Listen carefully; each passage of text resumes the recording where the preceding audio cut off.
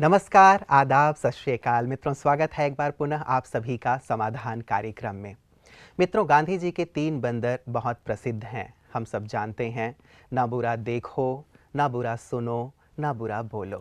लेकिन साथ साथ 2 बंदर हम और ऐड कर लें आज के परिवेश में, ना बुरा सोचो और ना ही बुरा करो। पिछली बार हम चर्चा कर ही रहे थे कि बुरा सोचकर और बुरा करके हम अपनी मानसिक शांति को खो देते हैं, क्योंकि जो व्यक्ति सारे दिन बुरा सोच रहा हो अपने लिए और दूसरों के लिए, और साथ ही बुरा बुरा कर रहा हो, तो उसकी मन की शांति खोएगी ही अवश्य। उसका मन शांत रह ही नहीं सकता। इसीलिए आज आवश्यक हो गया है कि हम अपने लिए भी और औरों के लिए भी अच्छा सोचें और साथ ही अच्छे कर्म करें। समाधान में आदरणीय भ्राता जी हम सबको इसी की प्रेरणा लगातार देते रहते हैं। आइए उनका स्वागत करते हैं और आज की इस कड़ी को शुरू करते हैं। भ्राता जी, आपका बहुत बहुत स्वागत है। थैंक्स। भ्राता जी, पिछली बार भी हम चर्चा कर रहे थे कि मन की शांति क्यों गुम हो गई है, मन कैसे शांत हो, और आपने बहुत सुंदर इस पे प्रकाश डाला था। आज यदि हम देखें तो सारे दिन व्यक्ति कुछ ना कुछ व्यर्थ सोचता रहता है, नेगेटिव सोचता रहता है, अपने लिए भी और दूसरों के लिए भी। शायद ये एक बहुत बड़ा कारण बन रहा है हमारी परेशानियों का, हाँ, समस्याओं का। देखिए आजकल न हमारी एजुकेशन में जी। और न समाज में, परिवारों में, माँ बाप की ओर से ये किसी को जानकारी नहीं दी जाती कि जो तुम बुरा सोच रहे हो उससे तुम्हारे मन की शक्तियाँ नष्ट हो रही हैं। और ब्रेन में क्या हो रहा है, हम मन से बुरा सोचते हैं। देखो, 2 चीज़ें हो गई यहाँ अलग अलग, मन बुद्धि अलग और ब्रेन अलग। ब्रेन उनकी कार्य करने की एक मशीन है, कंप्यूटर है, और मन और बुद्धि उसको ऑपरेट कर रहे हैं, वो करने वाले हैं। तो मन में कोई व्यक्ति बुरा सोच रहा है, उसका पूरा बुरा इफेक्ट ब्रेन पर जा रहा है, उसके वाइब्रेशंस ब्रेन को भी डैमेज कर रहे हैं। और क्या होता है कि जो कुछ हम बुरा सोचते हैं उसकी तरंगे चारों ओर फैलती हैं और वो डबल होकर वापस हमारे ब्रेन में आ जाती हैं। अशांति का ये एक प्रमुख कारण जैसे बनता है। हम कहीं गुंबज में या हाँ। वैली में जाके आवाज करते तो हैं। बस यही बात है। इसलिए जिसको शांति चाहिए, जिसको खुशी चाहिए, जिसको सफलता चाहिए या प्रेम चाहिए या सम्मान चाहिए, वो वैसे ही सुंदर विचार अपने मन में पैदा करे। इसलिए हमारी स्पिरिचुअलिटी में हम स्वमान की चर्चा बहुत करते हैं और उसका अभ्यास भी करते हैं। हमारे यहाँ आने वाले सभी को स्वमान की बहुत अच्छी प्रैक्टिस सिखाई जाती है। उदाहरण के तौर पे हमारा स्वमान का एक बहुत अच्छा महावाक्य है कि मैं भगवान की संतान हूँ, इसलिए मैं एक महान आत्मा हूँ। अब हमने बहुत साइलेंटली सोचा, मैं भगवान की संतान, मैं तो महान हूँ, तो एकदम अंदर सुखद फीलिंग होने लगती है। मैं महान हूँ तो मुझे महान कर्तव्य करने चाहिए, मैं महान हूँ तो मेरे बोल कैसे होने चाहिए, मैं महान हूँ तो मेरी दृष्टि और दृष्टिकोण कैसा होना चाहिए, मैं महान हूँ, मेरा चलना उठना बैठना व्यवहार सब महानता के अनुकूल होना चाहिए। तो इस संकल्प स्वमान का करते ही जीवन बदलने लगता है, पहले दिन से जीवन बदलने लगता है। इसलिए सुंदर संकल्प, सुंदर विचार हमारे जीवन का निर्माण करते हैं, चित्त को शांत करते हैं, प्रसन्नता से भरते हैं। न केवल प्रसन्नता से, लेकिन शक्तिशाली संकल्पों से भरते हैं। देखिए, स्वामी विवेकानंद ये कहा करते थे, शक्तिशाली बनो, उनका बहुत जोर था, बी पावरफुल। और उसके लिए वो लोगों को दिया करते थे थॉट्स ऑफ पावर, यानी पावरफुल थॉट्स। तो ऐसे पावरफुल थॉट्स हमें स्वमान से बहुत मिलते हैं। ये पावरफुल थॉट्स हमें पावर देते हैं, एनर्जी देते हैं, और दिनों दिन उनसे हम एनर्जेटिक पावरफुल बनते जाएंगे। निश्चित रूप से भ्राता जी, जैसे आपने कहा कि स्वमान से बहुत सुंदर विचार श्रेष्ठ होते चले जाते हैं, हम पावरफुल बनते जाते हैं। लेकिन 2 प्रश्न हैं लोगों की तरफ से मैं पूछना चाहूँगा। एक तो ये कि आज हमारे पास ऐसे श्रेष्ठ विचारों का अभाव है, कहाँ से हम क्रिएट करें? हम यदि न्यूज़पेपर देखते हैं, टेलीविज़न देखते हैं, मूवीज़ देखते हैं, अपने चारों तरफ देखते हैं, तो हमारे चारों तरफ हमें कुछ नकारात्मकता ही दिखाई देती है। तो इन श्रेष्ठ संकल्पों, श्रेष्ठ स्वमानों का स्रोत क्या है? हाँ, बहुत अच्छी बात आपने कही। देखिए, सुंदर विचारों से जीवन सुंदर मिलेगा, लेकिन मिल रहा है सारा दिन पॉल्यूशन। एक तो हम बात करते हैं कि धुआं फैला दिया, ये कर दिया, वो कर दिया, पेड़ काट दिए, पॉल्यूटेड कर दिया सारी प्रकृति को, वातावरण को। लेकिन ये बात हमें पता ही नहीं कि विचारों में बहुत पॉल्यूशन आ रहा है। और टीवी से, चैनल से, अखबारों से, पत्र पत्रिकाओं से, इंटरनेट से, मोबाइल से, सब जगह से मनुष्य को अच्छे विचार तो बहुत कम मिल रहे हैं, और अगर मिल भी रहे हैं तो हमारे युवक अच्छे विचारों को रिजेक्ट कर रहे हैं, उन्हें तो दूसरे तरह के विचार चाहिए। तो ये बात बिल्कुल, ये प्रश्न हर एक के मन में उठता ही है कि अगर किसी को अच्छे विचारों का सृजन अपने मन में करना है तो वो क्या करे। इसके लिए देखिए, पहले तो हमारे यहाँ वेद शास्त्र और उपनिषद और दर्शन ये सब होते थे, और शुरुआत भी प्रातः काल कुछ गीता का गीता अध्ययन, पाठ कुछ अच्छे करके, हाँ, कोई अपने ग्रंथ साहब का पाठ करके, उनके पास भी पाठ करने के बहुत सभी धर्मों में, सभी संप्रदायों में ये प्रथाएं थी कि उठते ही वो कुछ ना कुछ अच्छे चिंतन के लिए करे, कम से कम दिन की शुरुआत तो अच्छी हो जाए। लेकिन आजकल उसमें भी क्या हो गया है कि पाठ तो लोगों ने कर लिया, लेकिन उठते ही गुस्सा करने लगे। पाठ तो कर लिया, उठते ही फिर उसी टेंशन में रहने लगे, क्योंकि मन के अंदर वो शक्ति भी तो होनी चाहिए ना जो उन सुंदर विचारों को डाइजेस्ट कर सके। तो सुंदर विचार डाइजेस्ट नहीं हो रहे, रोज पढ़ रहे हैं, दूसरों की भलाई करो, दूसरे को सुख दो, सबसे प्रेम करो, अहिंसा से बर्ताव मतलब पढ़ करो, रहे हैं लेकिन ये पढ़ आचरण रहे में हैं। नहीं आ लेकिन रहा है, वो तोते वाली बात हो वो गई कि इसलिए नल हो पे गया बैठ के। कि मन में शक्तियां नहीं हैं। तो हमारे ईश्वरीय विश्वविद्यालय में हम सभी दर्शकों को ये बात बिल्कुल ओपनली कहना चाहते हैं कि स्वयं भगवान ने प्रजापिता ब्रह्मा के द्वारा ये श्रेष्ठ ज्ञान दिया और हम सबके चित्त को एनलाइटेंड कर दिया, प्रकाशित कर दिया है, हमारे मन के अंधकार को दूर कर दिया। तो हमारे यहाँ रोज सवेरे हम ईश्वरीय महावाक्य सुनते हैं और हम सब जानते हैं कि उन महावाक्यों को सुनकर हमारे विचार महान बनते जाते हैं। हर दिन मनुष्य के विचार बदल रहे हैं वहाँ, हर दिन उसको ये रियलाइज हो रहा है कि उसकी क्या मान्यताएं हैं, उसके अंदर क्या वीकनेसेस हैं, वो सारे दिन में क्या गलती करता है, उसे कौन से अच्छे कर्म करने चाहिए। तो हमारे यहाँ इस ईश्वरीय महावाक्यों का बहुत अच्छा भंडार है। पुस्तकें भी लिखी गई हैं, रोज भी सुनाई जाती हैं, सीडी और टेप्स भी बहुत सारी हैं। तो हमारे पास तो वो भंडार इतना ज़्यादा है और मैं समझता हूँ लाखों लोग इसका इतना अच्छा फ़ायदा उठा रहे हैं कि अपनी कार में क्लासेस चला लेते हैं, माताएं घर में भोजन बना रही हैं, एक सुंदर क्लास चल रही है, युवक अपने मोबाइल से कानों में डाले हुए हैं, सवेरे घूम रहे हैं और सुंदर क्लासेस सुन रहे हैं। तो इससे उनको सुंदर विचार मिलते रहते हैं। और अब तो पीस ऑफ माइंड चैनल भी है रहता है जी, जो सारे दिन सुंदर विचार दे रहा है। हमारे यहाँ तो आने वाले युवक हम देखते हैं सबके कानों में लगा ईयरफोन और सुन रहे हैं। मैं पूछा करता हूँ कि क्या सुन रहे हो, का तुम्हारी क्लास तो सुन रहे हैं। मुझे भी लगता है कि देखो हमारे युवकों को कितना अच्छा शौक हो गया है कि वो अच्छी चीजें सुने, अपने जीवन को अच्छा बनाए। मैं तो अपने यहाँ जब एक युवकों का संसार देखता हूँ, थोड़े बहुत नहीं, लाखों हैं हमारे पास, और जो अपने जीवन को डिवाइन बना रहे हैं, जो अपने विचारों को महान बना रहे हैं, और उनमें से हजारों ऐसे हैं जिन्होंने अपने जीवन को ही परमात्म कार्यों के लिए डेडिकेट कर दिया है, जो दूसरों को मोटिवेट करने के लिए कई पद यात्राएं कर रहे हैं। अभी साइकिल यात्रा शुरू हो रही है, कभी बाइक यात्रा करते हैं। तो बहुत अच्छी बात है। मैं अपने सभी दर्शकों को कहूँगा कि इस तरह रोज ईश्वरीय ज्ञान सुनकर वो अपने अंदर महान विचारों का सृजन करें, एक बहुत अच्छा स्टॉक जमा करें। जैसे वो ये सोचते हैं हमारे पास धन का प्रॉपर स्टॉक हो, हमारे पास अन्न का प्रॉपर स्टॉक हो, हमारे फ्रिज भरे रहें फल फूलों से, ऐसे ये भी सोचना चाहिए कि हमारा मन सुंदर विचारों के स्टोर से बिल्कुल भरा हुआ हो, तो जीवन आनंदित रहेगा। तो बिल्कुल भ्राता जी, एक बात जो जैसे आपने कही कि बहुत सुंदर प्रजापिता ब्रह्मा कुमारी ईश्वरीय विश्वविद्यालय की ओर से बहुत अच्छे सुंदर विचार प्रदान किए जा रहे हैं, चाहे वो टेलीविज़न के माध्यम से, पीस ऑफ माइंड चैनल के माध्यम से हो, रेडियो के माध्यम से हो, बहुत सारे साहित्यों के माध्यम से हो, और चाहे तो सभी यहाँ आ करके भी अपने आप को सुंदर विचारों से भर सकते हैं, जीवन में परिवर्तन ला सकते हैं। एक दूसरी बात जो मेरी थी भ्राता जी, वो ये कि जब व्यक्ति ये देखता है कि मेरी चारों तरफ ऐसा ही वातावरण है, चलिए ब्रह्मा कुमारी की बात तो अलग है, एक अलग दुनिया है, लेकिन जब बाहर हम संसार में जाते हैं, देखते हैं कि चारों तरफ नेगेटिविटी ही है, तो एक व्यक्ति के मन में ये विचार जरूर आ जाता है कि मैं ही अकेले बदल जाऊंगा, मैं ही अच्छे विचार कर लूंगा, बाकी लोग ऐसे ही रहेंगे तो कुछ खास परिवर्तन तो होना नहीं है। तो ऐसे में भी व्यक्ति थोड़ा सा डाउन हो जाता है। ये विचार बहुतों के मन में आना संभव है, परंतु ये विचार है तो गलत। देखिए, परिवार में फादर बदल जाए या मदर बदल जाए तो बच्चे बदल जाएंगे, पूरा परिवार का परिवेश बदल जाता है। देश का एक नेता बदल जाए, वो 4 नेताओं को और बदलेगा और इस तरह देश की राजनीति बदल सकती है।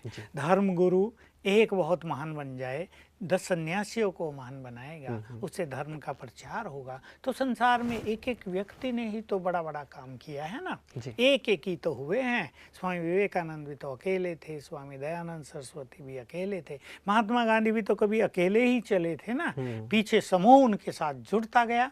तो अच्छाइयों के मार्ग पर भी हम भले ही अकेले ही चलें, क्योंकि हम ये देखते हैं कि क्योंकि हर आत्मा मूल रूप से पवित्र है, तो हर मनुष्य अच्छाइयों के प्रति आकर्षित है अवश्य। हर मनुष्य को अच्छाई सीखने की इच्छा होती है, हर मनुष्य को सत्यता अच्छाई प्रिय भी लगती है। हम ये उन सब से देखते हैं जो हमारे पास बहुत सारे लोग रोज आते हैं। हम कॉलेजों में जाते हैं, जिन स्टूडेंट्स की लोग बड़ी गिलानी करते हैं कि ये तो बड़े हिंसा पर उतारू रहते हैं, ये तो अच्छी बात सुनते ही नहीं हैं, ये तो बड़े उदंड लोग हैं, लेकिन मैं देखता हूँ ऐसा नहीं है, सिखाने वालों की कमी है। तो मैं ये कहूँगा कि एक एक व्यक्ति अपने को बदले, और ये परिवेश जो बाहर का है ये हमें ही तो बदलना है। हमने ही इसको बिगाड़ा है और हमें ही इसको बदलना है। एक सूरज निकलता है, सारे ब्रह्मांड के अंधकार को हर लेता है। रात्रि चाहे कितनी भी घोर हो, एक चंद्रमा चमकता है, ऐसा लगता है कि रात में भी दिन हो गया है, रौनक आ जाती है। तो हम कभी इस हीन भावना को अपने अंदर न लाने दें, मैं अकेला क्या करूँगा। अकेले चलो इस यात्रा पर, तुम्हारे साथ झुंड आने को तैयार है। ये संसार अब बदलेगा, क्योंकि अब परमात्मा प्रेरणा इसके पीछे, गॉडली प्लानिंग इसके पीछे काम कर रही है। चाहे कितना भी अंधकार है, चाहे कितने भी मनोविकार हैं, चाहे पाप एकदम चरम सीमा पर पहुंच चुका है, ये सब नष्ट होगा और सत्य का सूर्य फिर से उदय तो शुरुआत हम करें। और वैसे भी रविन्द्रनाथ टैगोर जी ने भी कहा है, एकला चलो एकला चलो एकला चलो रे। यदि हम अकेले चल पड़ते हैं एक अच्छे राह पे, तो निश्चित रूप से लोग हमारे साथ जुड़ते ही चले जाते हैं। और किसी कवि ने बहुत खूब कहा है भ्राता जी कि मैं अकेला ही चला था जानिबे मंजिल, मगर लोग आते गए जुड़ते गए और कारवां बनता गया। तो कारवां तो एक साथ बनता नहीं, हम यदि अच्छे रास्ते पे चलते हैं तो कारवां निश्चित रूप से हमारे साथ जुड़ता चला जाता है। चाहे हमारे साथ थोड़े ही लोग जुड़े, लेकिन अच्छे लोग थोड़े भी बहुत पावरफुल होते हैं। शेर अकेले चलता है, वो जो भेड़ होते हैं वो झुंड में चलते हैं। तो इसीलिए अकेले चलने की एक नियति बनाए। शेर तो बनना ही पड़ेगा, बिल्कुल बिल्कुल। चाहे कांटे का जंगल कितना भी भयानक क्यों न हो, लेकिन जंगल का राजा शेर तो राजा ही होता है। ऐसा ही अकेले चलने की हिम्मत रखेंगे तो साथ देने वाले मिलेंगे बहुत। बिल्कुल। और कोई साथ दे ना दे, लेकिन परमात्मा का साथ तो उनके साथ रहेगा ही रहेगा, और निश्चित रूप से वो सफल भी होंगे अपने जीवन में। भ्राता जी, मैं प्रारंभिक प्रश्न की ओर आपको लिए चलता हूं। बात चूंकि जैसे पिछली बार भी हम मनोविकार की कर रहे थे, तो प्रश्न हमारे पास आया है कि मुझे बात बात में गुस्सा बहुत आता है, कभी कभी गुस्से में बच्चों पर हाथ भी उठा देती हूँ और सामान भी पटक देती हूँ। ये शालिनी जी हैं हैदराबाद से। और ठीक ऐसा ही हमारे पास आया है रायपुर से, कामिनी शाहू जी लिखती हैं कि मैं बीए की छात्रा हूँ, बचपन से मैं गर्म स्वभाव की हूँ, मुझे गुस्सा बहुत जल्दी आ जाता है। मैं समझती हूँ कि ये गलत है और इसका संबंधों पर बुरा प्रभाव पड़ता है, लेकिन मैं अपने आप को नियंत्रित नहीं कर पाती। कृपया गुस्से पर नियंत्रण की युक्ति बताएं। बिल्कुल, दोनों की बातें ठीक हैं। और क्रोध तो चाहे वो बच्चों पे उतारे या सामान पट के, नुकसान तो उसे होगा। खुद का घड़ी भी टूट सकती है। कभी कभी लोग मुक्के मारने लगते हैं, दीवारों में सिर मारने लगते हैं, गुस्से में अपना ही फूटता है। और ये सत्य कहा साहू ने कि भाई इससे हमारा व्यवहार बिगड़ जाता है। लेकिन वो स्टूडेंट्स है, उसको तो बहुत अच्छे तरह से याद रखना है कि क्रोध विवेक शक्ति को नष्ट करता है, क्रोध एकाग्रता की शक्ति को नष्ट करता है। क्रोध एक अग्नि है जिसमें हमारी बहुत सारी आंतरिक खुशी, शांति, प्रेम और आंतरिक जो हमारी क्षमताएं हैं वो नष्ट हो जाती हैं। इसलिए क्रोध को अपना महावैरी मानना चाहिए। वो कहा भी गया है जी शायद कि जहाँ गुस्सा होता है वह पानी के मटके भी सूख जाते हैं। इतनी गर्मी है इसमें कि पानी भी सूखने लगेगा। और ये सत्य है, क्रोध से आज बहुत सारे हंगामे, हिंसाएं और कोर्ट केसेस भरे पड़े हैं क्रोध से। क्रोध के कारण मनुष्य फट से किसी को मार देता है, क्राइम कर लेता है कुछ, फिर पछताता है जीवन भर। ऐसे बहुत सारे केसेस देखे गए हैं। तो क्रोध को मनुष्य को पहले तो अपना महावैरी मानना चाहिए। ये शत्रु है मेरा और ये मेरा मित्र नहीं है जो मैं इसको साथ रखूं। तो एक तो पहली बहुत अच्छी प्रैक्टिस करेंगे, क्रोध मेरा स्वभाव नहीं है, मेरा स्वभाव तो शांति है। I am a peaceful soul. ये इनको बार बार अपने अंदर भरना है, क्रोध मेरा स्वभाव नहीं है। तो बिल्कुल जो मेरा नहीं है वो मेरे से हट जाएगा। ये भी एक बहुत अच्छी विधि है, मनोवैज्ञानिक विधि, कि किसी भी चीज़ को अगर हम सोचते हैं ये मेरी नहीं है तो उसमें हमारी आसक्ति होती नहीं, उसमें हमारा प्रेम भी नहीं होता। जैसे हम किसी के यहाँ मेहमान बन के जाते हैं तो वहाँ हर चीज़ यूज़ करते हैं लेकिन किसी चीज़ में आसक्ति नहीं होती। ठीक ऐसे ही क्रोध मेरा नहीं है, तो क्रोध के प्रति जो हम एक बंधे हुए हैं वो फटाफट हमारी ओर आकर्षित होता है, उससे हम धीरे धीरे छूटते जाएंगे। लेकिन इन दोनों को ही या सभी को उन कारणों पे ध्यान देना पड़ेगा जिनके कारण उन्हें क्रोध आता है। मैं थोड़ा विस्तार से कहूँगा ताकि हमारे सभी दर्शकों को, सुनने वालों को बहुत अच्छी जानकारी मिल जाए। बिल्कुल, और आवश्यक है भाई जी, क्योंकि बहुत सारे लोगों के पास ज़्यादा या कम गुस्सा है जरूर। तो देखिए, कहीं ना कहीं कामनाएं क्रोध को जन्म देती हैं। अब एक गृहिणी के पास एक नौकर आया है, वो उसके किचन में या बर्तन सफाई में या झाड़ू लगाने के लिए काम कर रहा है। अभी ये गृहिणी चाहेगी कि वो हर काम परफेक्ट करे और वो करेगा नहीं तो इसको गुस्सा आएगा। मैंने ऐसी माताएं देखी जो सारा दिन परेशान रहती हैं अपने नौकर से। यानी मैं उन्हें कहा करता हूँ कि इससे तो अच्छा ये काम तुम खुद कर लो, तुम्हारा टाइम भी बचे और मन भी खुश रहे, गुस्सा भी ना आए। वो सारा दिन उस पर शाउटिंग करती रहती और वो बेचारा परेशान सा रहता हुआ गलती पे गलती करता जाता है। क्योंकि जिस पे गुस्सा किया जाता है, आप एक बार किसी व्यक्ति को डांटे बुरी तरह, उसकी एफिशिएंसी डाउन हो जाएगी, उसकी कर्म का जो हाथ चल रहे ना अच्छी तरह वो डल हो जाएंगे। तो मैं ऐसे लोगों को देखता हूँ तो वो काम ना कर रही है। मैंने उसको कहा, अगर ये बुद्धिमान होता तो तुम्हारे घर में नौकरी करने आता क्या? तब इसको कुछ ख्याल हुआ कि बात तो कुछ अच्छी है। सचमुच अगर वो बुद्धिमान होता, पढ़ लिख के कहीं ऑफिस में काम करता, ऑफिसर बनता, बेचारे को कम बुद्धि है, काम करने की कला उसके पास होती तो भला ये काम क्यों करता हो, तो कहीं मैनेजर बन जाता। तो मैंने उसे कहा, तुम ये कामना छोड़ दो कि वो परफेक्टली काम करे, तुम ये कामना छोड़ दो कि जैसा मैं चाहूँ वैसा ही वो करे। तुम क्या करो, इसको प्यार से सिखाओ। उसने झाड़ू लगाई और किनारे पे कुछ छोड़ भी दिया तो उसको प्यार से बुलाओ, बेटा इधर आओ, ये भी साफ कर दिया करो, रोज ध्यान रखना। तो तुम्हारा चित्त भी शांत बना रहेगा और वो जो नौकर है वो बड़े प्यार में रहेगा तुम्हारे, कि देखो हमारी मालकिन, और बल्कि ज्यादा अच्छा काम करेगा। तो कई बार वो भी गुस्से में कि ठीक है ये रोज डांटती है तो वो भी कुछ गलत काम कर जाते हैं। कभी देर से आता है, फिर वो कभी देर से आता है, कभी बहाना बना देता है, आज तो मुझे ये तकलीफ हो रही थी, तो परेशानियों का कारण बन जाएगा। तो क्रोध को हम एक तो इस तरह जीतेंगे। क्रोध के पीछे एक छोटी सी बात और होती है, क्यों। बच्चे को मैंने कहा, इसने क्यों नहीं माना, इसने मेरे आगे झूठ क्यों बोला। बहुत लोग इस तरह से परेशान हैं कि मुझे वैसे तो क्रोध नहीं आता, पर कोई अगर मेरे आगे झूठ बोल दे तो मुझे बहुत क्रोध आता है, मुझसे सहन नहीं होता। मैं सोचता हूँ कि तुम तो सत्य बोलते हो, लेकिन क्या सभी सत्यवादी हैं संसार में? अच्छा, दूसरी बात, उसने तो झूठ बोला, गलती की, और तुमने किया बहुत क्रोध, किसकी गलती बड़ी? सोचने की बात है। उसने तो झूठ बोला और फिर भी खुश है, प्रोटेक्ट कर रहा, अपने को बचा लिया मैंने। और तुमने जो क्रोध किया, तुमने तो अपने अंदर अग्नि जला दी, न जाने क्या क्या उसमें जल के भस्म हो गया है। तो गलती तो बड़ी तुम कर रहे हो। भगवान कहता है क्रोध न करो, तुमने भगवान की नहीं मानी तो तुम्हारी वो कैसे मानेगा भला? तो बड़ा दोषी कौन हो गया? तो हमें हमेशा ये नहीं सोचना चाहिए जैसा मैं हूँ वैसे ही सब हों। मैं सत्यवादी हूँ, मैं ईमानदार हूँ, मैं अपने काम अच्छी तरह से करता हूँ, तो सब वैसे ही करें। सब वैसे ही कैसे करेंगे? सबका अपना अपना स्वभाव है, सबका अपना अपना विवेक है। और ये शायद कहीं ना कहीं सबसे बड़ा कारण बन रहा है भ्राता जी। यदि मैं ईमानदारी से करता हूँ काम, तो मैं ये सोचता हूँ कि सभी ईमानदार बने। यदि मैं सच्ची सत्यवादी हूँ या मेरी काम बिल्कुल नीट क्लीन है, तो सभी के ऐसे हों। ये जो कामना है सचमुच ये परेशान करने वाली है और क्रोध पैदा करने वाली। मैं जिम्मेदारी से काम करता हूँ तो सब जिम्मेदार हों, केयरलेस ना हो। बात तो ठीक है, लेकिन आपकी अच्छाई आपको जला भी तो रही है। तो एक अच्छाई के कारण आपको दूसरा नुकसान हो रहा है। तो एक बैलेंस लाओ कि सब मेरे जैसे नहीं हो सकते। तीसरी बात में कहता क्यों, भाई मैंने इसको बार बार समझाया, फिर ये क्यों नहीं सुधरती।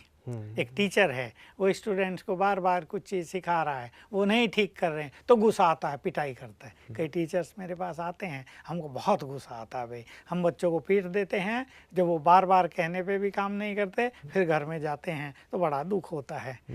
सोचते हैं उनसे माफ़ी मांगेंगे कल चल के। ऐसे ऐसे टीचर्स आते हैं। तो ये क्यों है, इसने ये नुकसान क्यों किया, ये देर से क्यों आया, ये अपने कार्यों के लिए रिस्पॉन्सिबल क्यों नहीं है, ये इतना बुद्धिमान है, ये भी ऐसी गलती क्यों करता है। ये क्यों का चिन्ह भी टेढ़ा होता है ना, बनाने में भी हर एक ऐसा वैसा बना देता है। तो ये मनुष्य की स्थिति को भी टेढ़ा कर देता है। इसलिए इस क्यों को थोड़ा हमें हटाना है और विवेकशीलता के आधार से दूसरों को समझना है। एक व्यक्ति अगर बार बार गलती कर रहा है तो हम समझें कि उसकी विवेक शक्ति थोड़ी कम है, हम उसको एनकरेज करें। अगर हम उसे डांटते हैं, अगर हम उससे बुरे वचन बोलते हैं, अगर हम उसे बार बार कहते हैं तुम तो बुद्धू हो, तुम कभी नहीं पढ़ोगे, तुम सफल ही नहीं होगे, फिर गुस्से में कुछ भी कह देते हैं, तुम्हारा भाग्य ही फूटा हुआ होगा, तुम कभी सफल नहीं होगे, श्राप भी दे देते हैं, तो उस व्यक्ति की जो बुद्धि है उसका लेवल और डाउन हो जाएगा। और ज्यादातर बच्चों के साथ माता पिता ऐसा करते हैं, माँ बाप और टीचर भी कहीं कहीं कर देते हैं। जब वो देखते हैं कि बार बार समझाने से ये नहीं समझ रहे हैं, तो वो भी तो मनुष्य है ना, वो भी इरिटेट दो चार बार के बाद हो सकता है घर से लड़के आए हों और यहाँ बच्चे ऐसा कर रहे हों, तो टीचर भी परेशान हो जाते हैं, क्रोध करते हैं। तो हमेशा दूसरों को अंडरस्टैंड करना। एक चीज भ्राता जी, आप आगे बढ़े उससे पहले, कि कई बार ये जो सोच है कि हमारे डांटने से बच्चे ठीक हो जाएंगे, ये सोच कहाँ तक सही है? देखिए, डांटना भी किसी सीमा तक, लेकिन अगर कोई शिक्षक अपनी क्लास में भय का वातावरण बना दे तो उसे जानना चाहिए बच्चों की बुद्धि दबने लगेगी, विकसित नहीं होगी। किसी घर में भी बच्चों पर अगर बहुत प्रेशर रहता है, मान लो उन्हें कहा जाता खेलने जाना नहीं, टीवी को हाथ नहीं लगाना, बिल्कुल पढ़ो, तो माँ बाप को समझ लेना चाहिए उनसे बच्चों की बुद्धि का विकास नहीं होगा। प्रेशर, कहीं भी प्रेशर विवेक शक्ति को नष्ट करता रहता है, डाउन करता है उसकी क्षमता को। इसलिए ये बिल्कुल गलत है। तो हम दूसरे को समझें और समझाएं, बहुत प्यार से समझाएं। घर में, दुकान में एक नौकर काम कर रहा है, उसने कहा उसे भाई ये चीज़ ले आओ, वो गलत ले आया। फिर उसको कहा ये नहीं, अच्छा वो तुम्हें बताया था वहाँ रख के वहाँ से ला, फिर वो कुछ और ले आए। अब गुस्सा आएगा, तो बात तो ठीक है मालिक की भी, भाई ग्राहक को कोई चीज़ देनी थी, वो वेट कर रहा है, वो वेट कर रहा है, नहीं तो वो कहेगा तुम्हारे लोग तो बेकार हैं, हम दूसरी जगह जाते हैं। उसका सोचना भी ठीक है, उसका क्रोध करना भी ठीक है, लेकिन इसमें क्रोध से अच्छा है कि खुद जाओ, फट से उसको दिखाओ ये रखी लेके आओ। तो इसमें वो व्यक्ति भी सीख लेगा, एहसानमंद रहेगा।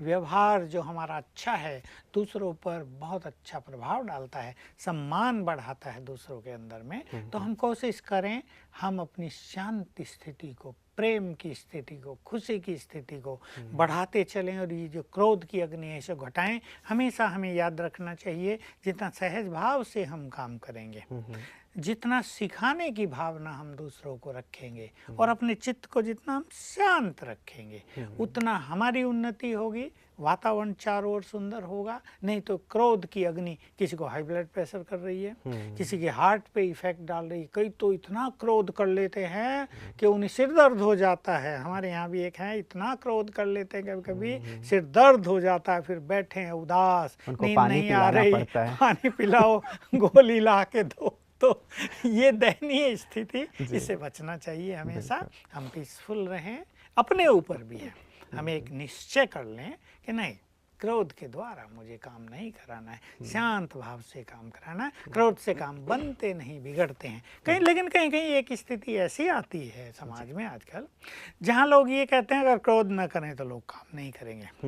एक बहुत बड़ा प्रश्न होता है, क्योंकि यदि दबाव नहीं रहेगा तो वो सुनेंगे भी नहीं और मन मर्जी से काम करेंगे। हाँ, स्टूडेंट्स को लीजिए, अगर टीचर या लेक्चरर थोड़ा बहुत जेंटिल है, भोला है, तो वो उसकी मजाक उड़ाने लगेंगे, बात भी नहीं सुनेंगे, कमेंट्स भी करते रहेंगे। इसलिए स्वमान में रहना, और कहीं कहीं अगर आप ऐसा देखते ही हैं कि लोग आपकी शांत नेचर का डिसएडवांटेज उठा रहे हैं, तो आप ऊपर से ज़रा दिखा दो, लेकिन क्रोध की अग्नि को अंदर न जाने दो। जैसे आप एक एक्ट कर रहे हैं, एक प्ले कर रहे हैं, क्रोध दिखा रहे हैं केवल, लेकिन क्रोध की अग्नि में नहीं जल रहे, और तत्काल अपने चित्त को शांत कर लिया जाए, तो इससे काम भी बन जाएगा और आपका क्रोध भी समाप्त रहेगा। बिल्कुल, बहुत सुंदर बात भ्राता जी आपने कही है। मैं चाहूँगा कि इस चर्चा को हम आगे भी ज़रूर बढ़ाएँ, क्योंकि बहुत ही महत्वपूर्ण प्रश्न है आज हर एक व्यक्ति के लिए, और हर एक व्यक्ति चाहता तो अवश्य है कि वो क्रोध से बिल्कुल मुक्त हो जाए, क्योंकि जब उसका गुस्सा शांत होता है, पश्चाताप वो ज़रूर करता है। तो हम चाहेंगे कि इसके लिए सुंदर विधियाँ हम आपसे और भी प्राप्त करें। आज समय हमें इतना ही इजाज़त दे रहा है। आपका बहुत बहुत धन्यवाद। मित्रों, कहा जाता है क्रोध की शुरुआत मूर्खता से होती है और उसका अंत पश्चाताप से होता है। यदि एंगर के आगे आप डी लगा दें तो वो डेंजर हो जाता है। तो क्रोध वास्तव में बहुत खतरनाक है, जो हमें मानसिक रूप से, शारीरिक रूप से, बौद्धिक रूप से, पारिवारिक और सामाजिक रूप से भी बहुत ज़्यादा क्षति पहुंचाता है। आवश्यकता है इससे मुक्त होकर के एक शांत चित्त स्थिति में रहने की, जो कि आज नहीं है। अगली बार भी हम इस चर्चा को जारी रखेंगे कि कैसे हम अपने क्रोध पर विजय प्राप्त कर सकते हैं और कैसे मन की शांति को हासिल कर सकते हैं। आज के लिए इतना ही, दीजिए इजाज़त। नमस्कार।